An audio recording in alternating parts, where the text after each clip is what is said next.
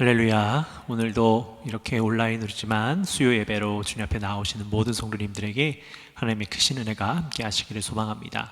오늘 본문은 느헤미야 5장 14절에서 19절까지 말씀 통해서 함께 은혜를 나누도록 하겠습니다. 제가 성경 말씀 봉독하겠습니다. 또한 유다 땅 총독으로 세움을 받은 때 곧 아닥사스다 왕 제20년부터 제32년까지 12년 동안은 나와 내 형제들이 총독의 녹을 먹지 아니하였느니라. 나보다 먼저 있었던 총독들은 백성에게서 양식과 포도주와 또 은 40세겔을 그들에게서 빼앗았고 또한 그들의 종자들도 백성을 압제하였으나 나는 하나님을 경외함으로 이같이 행하지 아니하고 도리어 이 성벽 공사에 힘을 다하며 땅을 사지 아니하였고 내 모든 종자들도 모여서 일을 하였으며 또 내 상에는 유다 사람들과 민장들 150명이 있고 그 외에도 우리 주위에 있는 이방 족속들 중에서 우리에게 나온 자들이 있었는데 매일 나를 위하여 소 한 마리와 살찐 양 6마리를 준비하며 닭도 많이 준비하고 열흘에 한 번씩은 각종 포도주를 갖추었으니 비록 이같이 하였을지라도 내가 총독의 녹을 요구하지 아니하였으면 이 백성의 부역이 중함이었더라. 내 하나님이여, 내가 이 백성을 위하여 행한 모든 일을 기억하사 내게 은혜를 베푸시옵소서. 아멘. 여러분, 14세기에 프랑스와 영국의 100년 전쟁이 있었습니다. 이 프랑스는요 1년 가까이 영국의 거센 공격을 막아냈었지만 더 이상 주변에 다른 곳에서 원병을 기대할 수 없었기 때문에 항복을 할 수밖에 없었습니다. 그러던 중에 영국군에게 포위를 당한 프랑스의 도시가 있었는데 칼레라는 도시였습니다.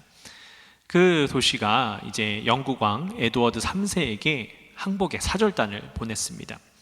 근데 그때 왕이 이 칼레의 도시에게 제시했던 것이 무엇이냐면 모든 칼레 시민의 생명을 보장하지만 누군가는 그동안의 반항에 대한 그 책임을 져야 한다라는 것이었습니다. 그래서 칼레 시민 대표 6명을 세워서 그들의 목을 매서 처형을 해야 된다라고 그렇게 항복의 조건을 내걸었습니다. 그래서 사람들이 광장에 모여서 이 소식을 함께 듣게 되었을 때에 이 칼레 시민들이 혼란에 빠졌습니다. 누가 대표가 되어야 할 것인가? 어떤 사람이 이 시의 대표가 되어서 목숨을 던져야 할 것인가? 여러 가지 논의가 있었고 또 어떤 사람들은 저 사람이 목숨을 걸어야 한다라고 하는 그런 사람들도 분명 존재했을 것입니다. 그런데 그때에 이 칼레의 가장 부자인 한 사람이 그 6사람 중에 한 사람이 내가 되겠다라고 일어서서 앞장을 섰습니다.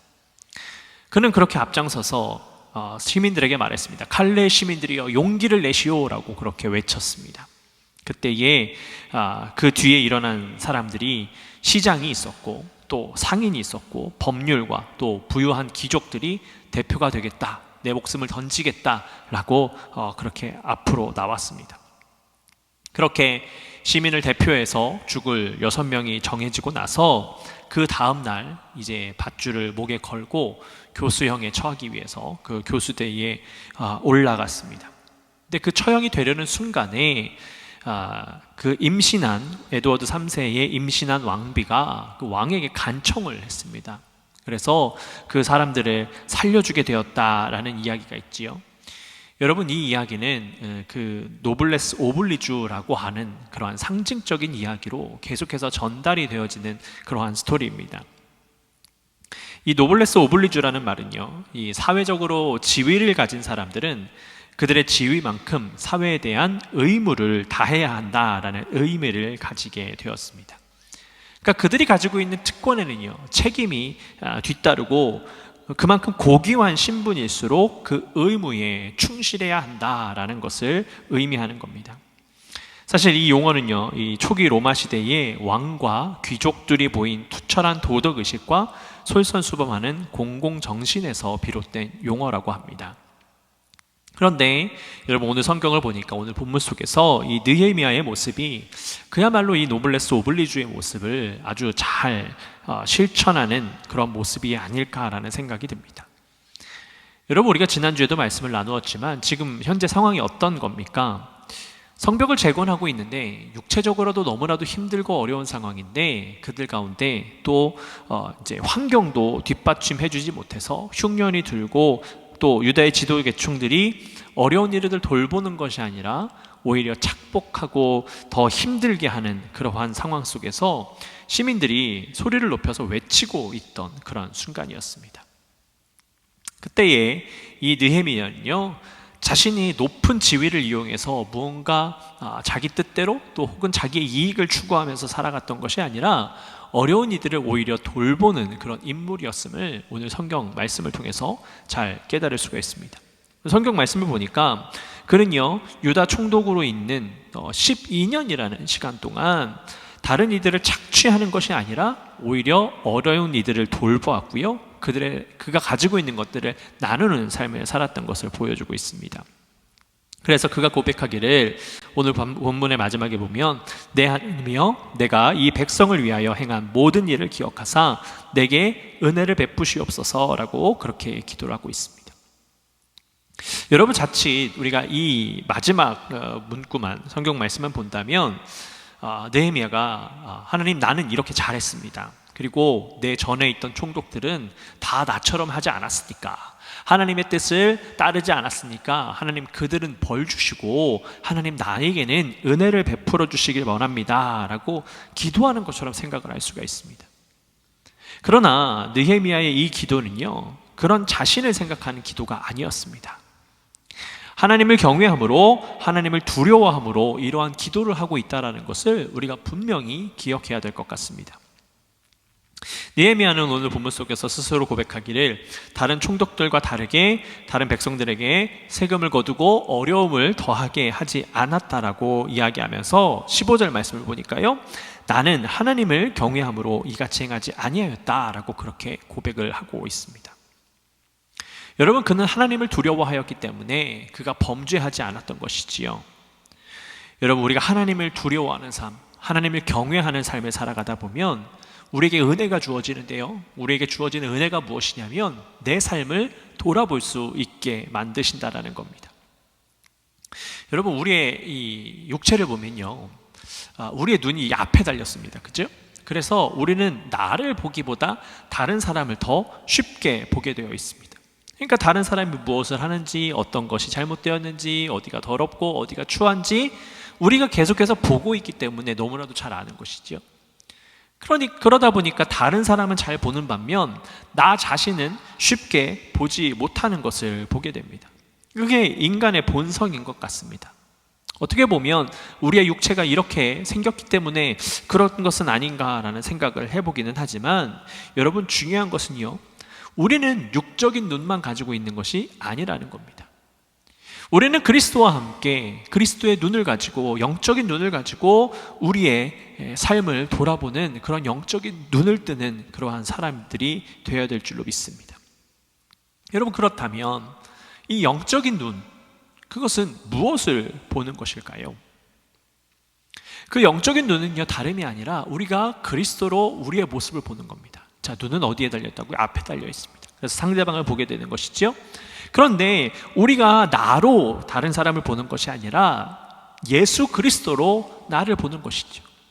그리스도는 우리와 언제나 함께하고 계십니다. 그러니 그분은 언제나 우리를 바라보고 계시지요.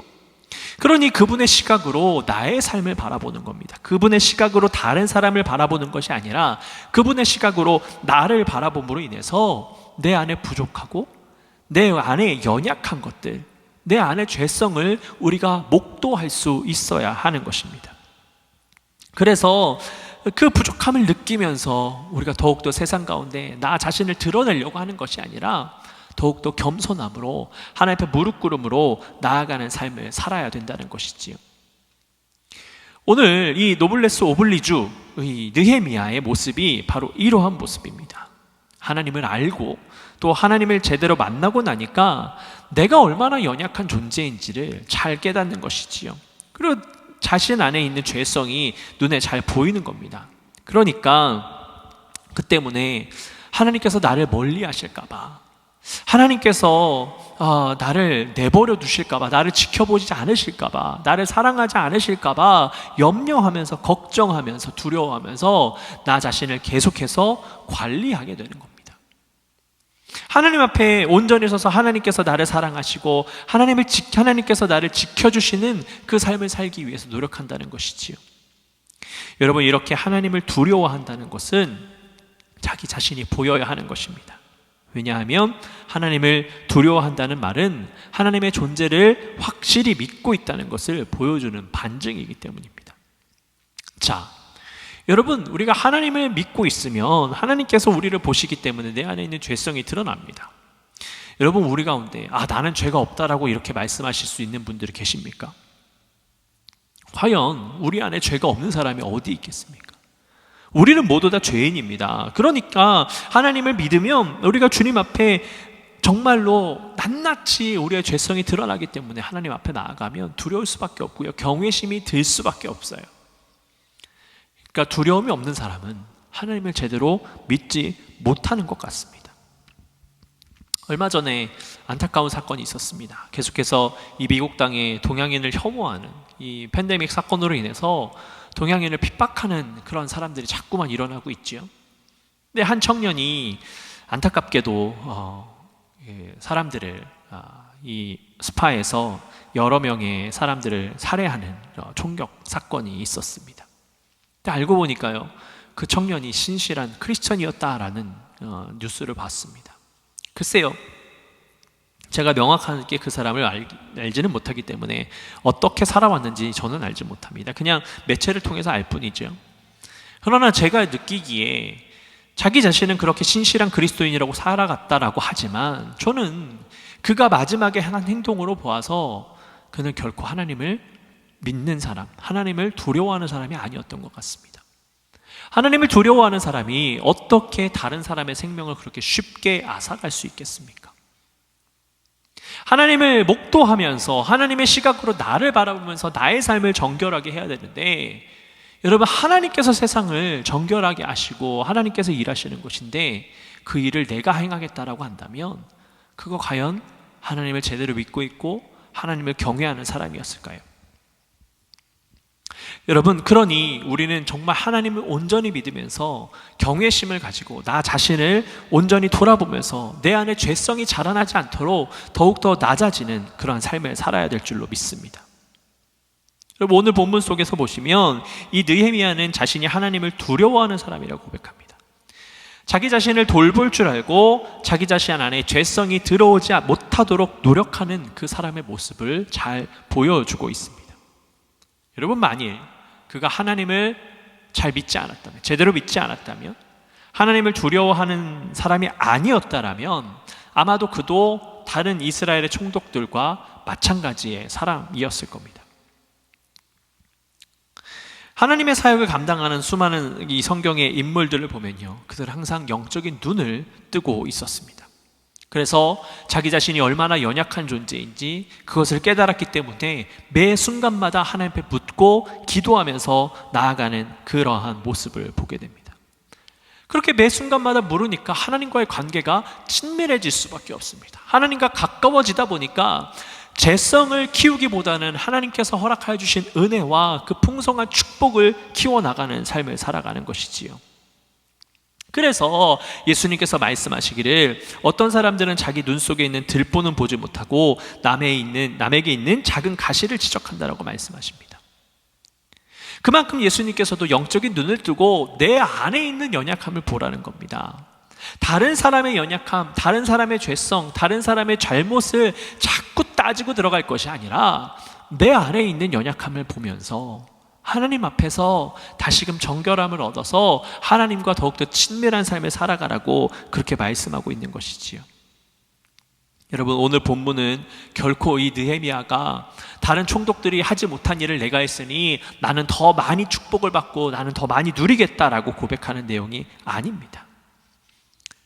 그는요, 그래, 나는 하나님을 경외하는 사람이지, 그래, 나는 정신을 차려야 해, 나는 연약한 존재야, 지금도 나를 하나님께서 보고 계셔 라고 스스로 다시 한번 고백하고 있는 겁니다.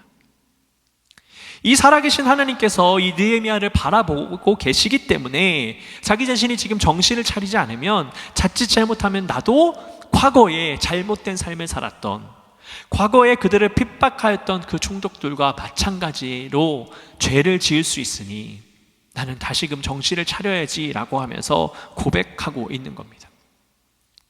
여러분, 느헤미야에게 주어진 사명이 무엇이었습니까?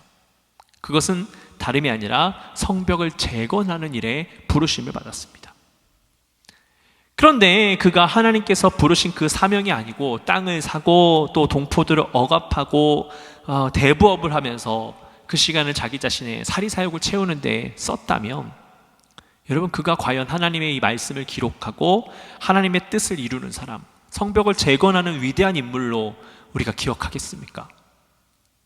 그가 하나님을 두려워하지 않았다면 아마도 오늘 본문에 나오는 것처럼 다른 여러 이런 총독들이라는 그런 전체적인 단어에 나온 한 사람이었을 겁니다. 그리고 하나님은 분명히 다른 사람을 통해서 이 성벽을 재건하셨을 것입니다. 이 느헤미야는요, 하나님께서 부르신 그 이유와 목적을 분명히 깨닫고 있었습니다. 그래서 자기 자신에게 주어진 그 사명을 온전히 감당하기 위해서 열심히 노력을 했던 것입니다. 자기 자신을 파악하고 있었고 자기 자신을 돌아본 것입니다. 여러분, 우리도 마찬가지입니다. 하나님께서 저와 여러분들을 왜 그리스도의 자녀로 삼으셨겠습니까? 하나님께서 왜 우리를 불러주셨겠습니까? 그것은 다름이 아니라 나를 돌아보고 내 안에 있는 세속적인 것, 세상적인 것 다 내려놓고 온전히 하나님과 함께 하나님께서 우리에게 부어주신 사명을 깨닫고 이 땅 가운데 살아가라고 그렇게 말씀하고 있는 겁니다. 그렇게 우리를 부르신 줄로 믿습니다. 그러니 나를 잘 돌아봐야 되겠죠. 내 삶 가운데 혹 하나님을 부끄럽게 하고 있지는 않습니까? 혹 내 안에 하나님과 관계없는 성품들이 가득 채워져 있지는 않습니까? 우리가 하나님을 두려워함으로 하나님과 관련이 없는 것이 우리의 삶 가운데 있다면 그것을 아주 작은 것이라도 아낌없이 다 잘라버리는 그러한 삶을 살아야 될 줄로 믿습니다. 여러분, 이 느헤미야가요, 그렇게 자신을 돌아보고 하나님을 두려워하는 삶을 살아가니까 그에게는 다른 사람들이 보였던 겁니다. 오늘 본문을 보면 느헤미야가 다른 이들을 보려고 본 것이 아니라 하나님을 두려워하는 삶을 살다 보니 자연스럽게 느끼고 보이게 된 겁니다. 16절 말씀을 보면 나는 성벽 쌓는 일에만 힘을 기울였다라고 고백을 합니다. 그러니까 솔직히 말하면 그는 다른 것을 볼 여력이 없었던 겁니다. 성벽 재건하는 일만 집중해도 너무나도 많은 시간들이 흘러갔던 것이죠. 그런데 자신의 식탁에서 밥을 먹는 수많은 사람들이 있는데 그 수많은 사람들이 먹을 음식들을 준비하는 것도 힘들 텐데 자기 자신이 다른 그런 녹을 받으면서 자신의 이익을 구한다면 다른 이들이 얼마나 힘들겠는가라고 그렇게 고백하고 생각하고 있었던 겁니다. 그냥 자연스럽게 그가 하나님의 말씀을 따르고 하나님을 경외하니까 자연스럽게 그의 눈에 어려운 이들이 들어오게 된 것이죠. 여러분, 성경을 보면 하나님을 두려워하고 하나님을 따르는 사람들의 모습을 보면요, 결론적으로 이웃사랑으로 이어지는 것을 종종 보게 됩니다. 하나님을 사랑한다고 하면서 하나님을 믿는다고 하면서 다른 이들을 섬기지 못하는 그런 이들, 여러분, 그들이 사랑하지 못한다면 그것은 가짜라는 것을 확연하게 보여주는 것이죠. 왜냐하면 예수님께서도 이 땅 가운데 오셔서 자기 자신을 위해서가 아니라 이 땅 가운데 살아가는 그들, 유대인들, 또 우리를 위해서, 나를 위하여서 예수님께서 그 십자가에 달려서 돌아가신 것 아니겠습니까? 그래서 우리가 지금 이 사순절을 보내면서 그리스도의 그 사랑을 우리가 경험하기 위해서 더 열심히 기도하고 살아가고 있는 것 아니겠습니까? 근데 왜 예수님께서 그 삶을 보여주셨을까요? 그것은 다름이 아니라 우리도 예수님을 뒤따라서 예수님처럼 이 땅 가운데 힘들고 어려운 이들, 이 땅 가운데 하나님의 사랑과 은혜가 필요한 이들을 향하여서 나아가라고 우리에게 그 길을 보여주신 것입니다. 우리가 비록 우리의 삶을, 생명을 내어드리진 못한다 할지라도 하나님의 말씀을 따르기 위해서, 하나님의 뜻을 이루기 위해서 정말 작은 것일지라도 그렇게 행하기를 주님은 바라고 계시다라는 겁니다. 그런데 그것을 원하고 계신데 우리가 주님을 사랑한다고 하고 우리가 주님을 믿는다고 하면서 그것을 실천하지 않는다면, 여러분, 과연 우리가 정말 예수님을 사랑한다고 말할 수 있겠습니까? 구약을 보고 신약을 봐도 여러분, 하나님과 이웃을 떼어놓지 않습니다.